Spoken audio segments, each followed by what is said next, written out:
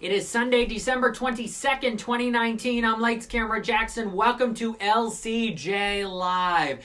Did you stay up late last night watching Eddie Murphy on SNL? I watched some of it too. I'll get into my take on that coming up. Plus, we got a lot of big releases opening up this Wednesday, Christmas Day. It is a big movie day. It always is. And there are 4 new releases, 2 wide and 2 limited, coming up on Wednesday. So we will get into all of that here on LCJ Live. As always, send in your questions and your comments. We'll get to Eddie Murphy coming up, but we got to talk box office because Star Wars: The Rise of Skywalker opened to $175.5 million. That is a 20% drop from the $220 million that The Last Jedi opened to 2 years ago, back in December of 2017. That is a significant drop. I don't think Disney wanted this kind of a drop. They wanted it to at least try to get to $200 million, but it couldn't. What are the factors of this? I think it's because the movie just isn't very good. It's my least favorite of these 3 Star Wars movies in the regular canon that have come along in the last few years. You look at the original trilogy, which was released every 3 years. You look at the prequels George Lucas made every 3 years. But Disney said, no, we got to do every 2 years for these. And maybe that's part of the problem too, oversaturation. Everybody said that when Solo came out in May of 2018, and it hardly did anything at all, and people thought, oh man, probably too many Star Wars movies too soon. Well, that is lingering over into this as well. Just couldn't find myself getting emotionally attached to these characters. I really couldn't, especially this time around, which is too bad because, you know, the Star Wars movies, they all had such potential, and J.J. Abrams is a talented filmmaker. Look at the 2 Star Trek movies that he did. I thought the first one was great, and I think Into Darkness is even better and very close to being a masterpiece. I think he needs to move on to some new projects now after these galaxy far, far away adventures. $175.5 million. Look, it's a big open, but in terms of the other Star Wars movies, it's not in terms of other films. Avengers this year, $350 million open. This, $175. Crazy, but that's how things go. Hey, speaking of box office craziness, wow, as I wrote on Twitter, $6.5 million for Cats. That's it! It only made $6.5 million from Thursday night to Sunday. That's got to be one of the lowest opens ever for a musical, and it's because the film also is not very good. I don't think it's as much of a complete disaster as other people are saying. I gave it a C-, but it's got a lot of problems. And it's not just the visual look. Yes, the proportions of the cats are odd compared to everything else, but it's also the story. I'm just not a fan of this story. We're going from one cat to another cat to another cat. Each cat gets its own song. There's a little resolution, but there's just not much there. So overall, I was disappointed with Cats, and the box office shows $6.5 million. Now, Greatest Showman 2 years ago had a 5-day open of $13 million. Foxx thought that was low. The Friday through Sunday on that, I believe, was under $9 million.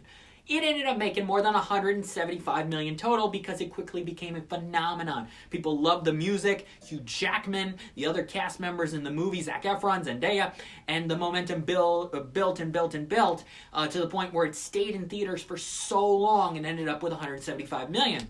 Is that going to happen to Cats? No. It's not going to happen to Cats. Cats could make a couple million every day through Christmas and New Year's and maybe get close to $25 million by New Year's and then completely fall off the face of the earth. But, wow. Not so far from a perfect film. Everybody's using puns. I'm tired of the puns, but I got to throw out a couple at least.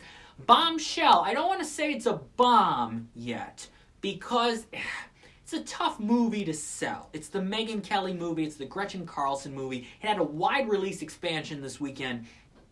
Made another $5 million after its very strong limited start in just 4 theaters last weekend. Bombshell is a good film. It's not an extraordinary movie. It's not a powerful movie. It's not a gripping movie. But Charlize Theron is great as Megyn Kelly. Nicole Kidman's pretty good. Margot Robbie is pretty good. I like John Lithgow, too, in Roger Ailes' role. I thought he was great. He and Charlize give the best performances in the film. And they make it worth seeing. This is a performance-driven film. I just think a lot of people haven't had time. It's the busy time. Look, Christmas is a couple days away. Everybody's getting their shopping done. Everybody's got other things going on. Tough to get to a movie like that. So maybe over Christmas into New Year's, into the mid part of January, If Charlize keeps getting nominations, including one for the Academy Awards, we will see, then people will take more interest in it. I also think, even though it's about Fox News, I don't think it's completely, one-sided. I honestly think it's an interesting representation because you actually feel sympathetic towards Megyn Kelly. It's kind of like what happened with Tanya Harding 2 years ago in I, Tanya. And that film ended up with $30 million and Allison Janney won the Oscar. I will have to see if this gets any major awards wins and gets to $30 million at the box office. It might be a little bit tougher, but again, worth seeing for the performances. Who won 2019, says Ben_BGG.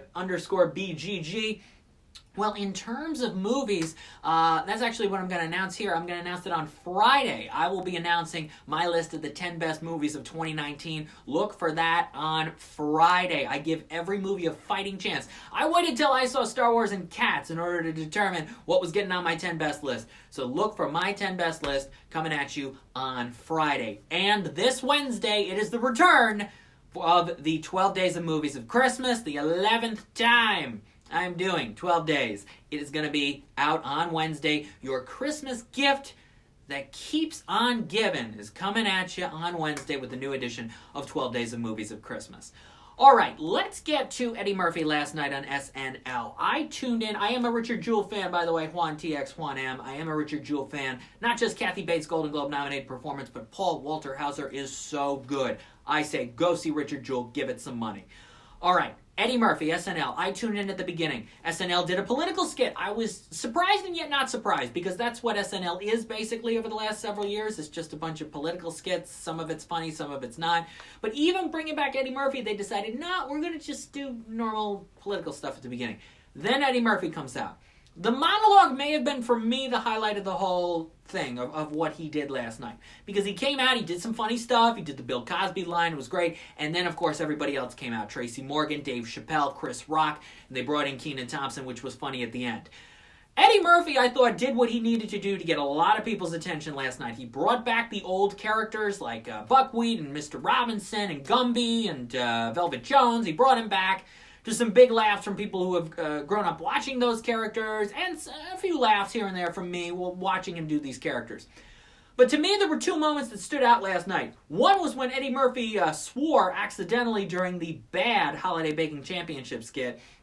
That was the only funny moment, was when he swore and caught him, tried to say sorry, basically, at the end. That was funny.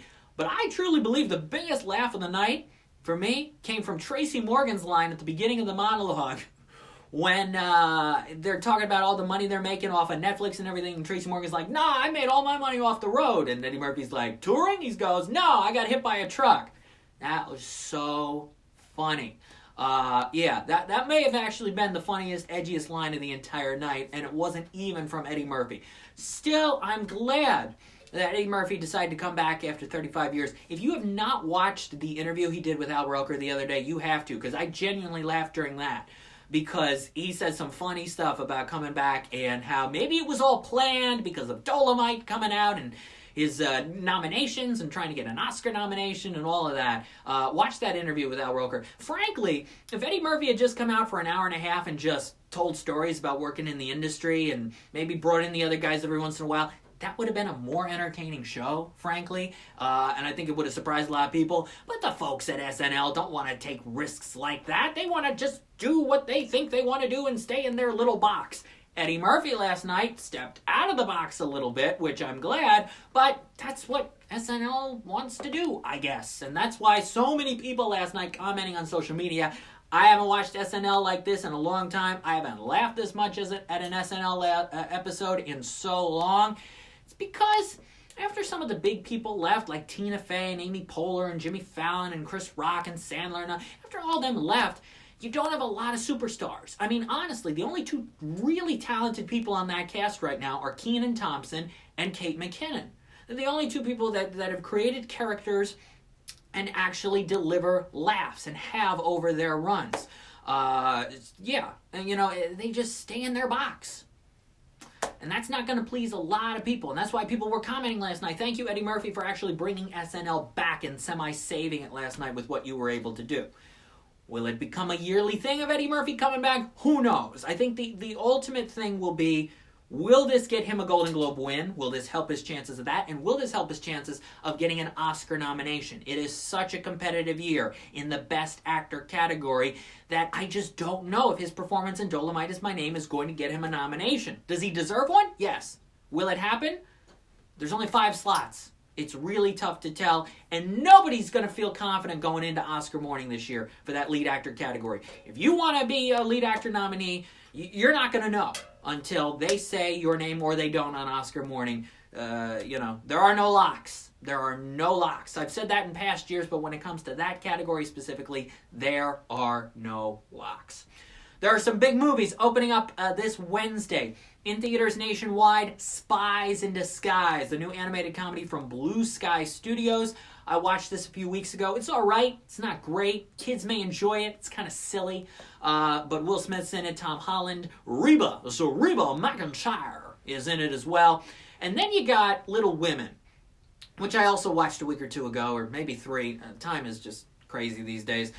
The new Greta Gerwig version of Little Women, I'm not a huge fan of this movie because she shifts the timeline around so much that it is confusing and wacky and crazy, and the editing techniques for it don't entirely work, and I wasn't emotionally attached to the characters, but it may make some money. And it may get her a Best Director Oscar nomination. Who knows? People are in uproar over the fact that the Golden Globes didn't nominate any women, but yet Greta Gerwig is nominated for the Critics' Choice Award for Best Director, and Lorraine Scafaria for Hustlers is an Independent Spirit Awards nominee for Best Director. But of course, the Golden Globes gets more attention because of what it is.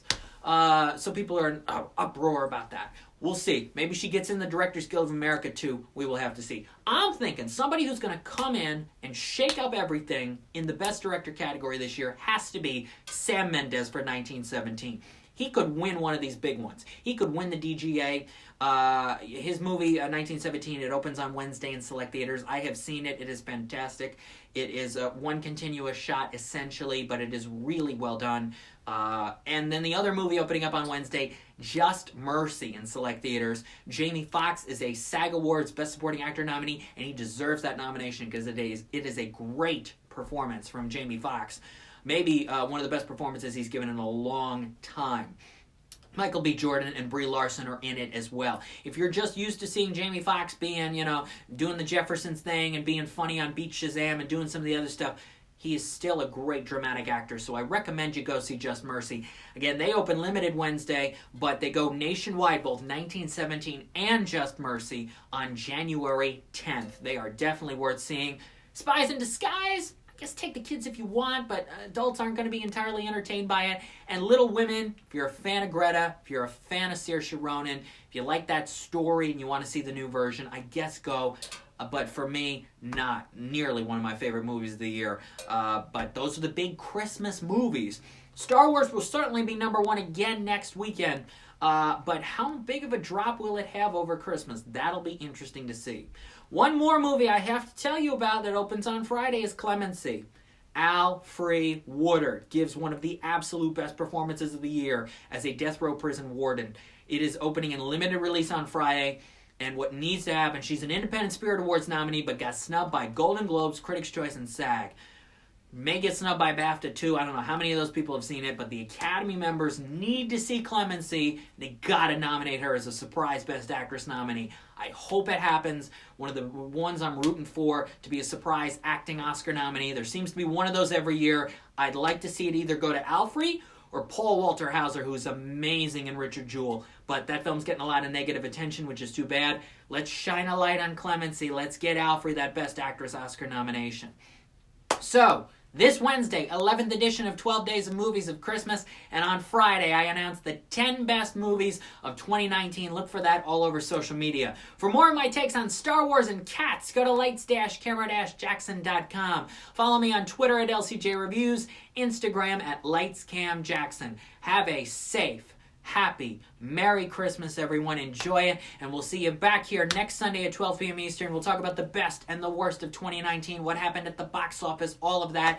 And then, man, 2 weeks from today, it's the Golden Globe Awards. We are right in the thick of award season, everybody. I'm Lights Camera Jackson. Please enjoy the holidays.